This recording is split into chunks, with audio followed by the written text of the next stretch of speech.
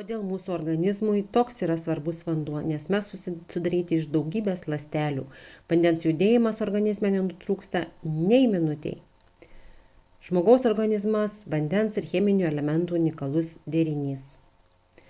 Pristato maistinės medžiagas, valo nuo toksinų, padeda kontroliuoti svorį, reguliuoja kūno temperatūrą, reguliuoja kraujo klampumą, daro įtaką sąnarių būklei. Kas darosi, kai mūsų kūne trūksta vandens? Atsiranda labai daug negalavimų, kuriuos tikrai mes pajaučiame. Kiek žmogus turi išgerti per dieną, galite kiekvienas pasiskaičiuoti. Mūsų kūne visi skysčiai yra neigiamo įkrovimo.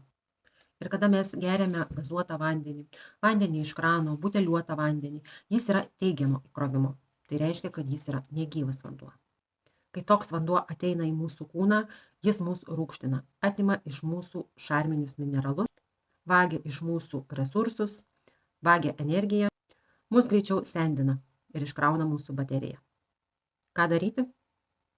Gerti gyvą vandenį ir jūsų organizme pradės vykti procesai, gerinantis jūsų savijautą. Gyvas vanduo turi būti neigiamai įkrautas, tai reiškia vanduo iš gamtos. Neigiamai įkrautas vanduo toks kaip mūsų skysčiai esantis mūsų viduje. Jeigu tau aktuali ši tema, nori praturtinti savo organizmą gyvų, sveikų vandeniu, rašyk man vanduo ir aš tau suteiksiu visą reikalingą informaciją.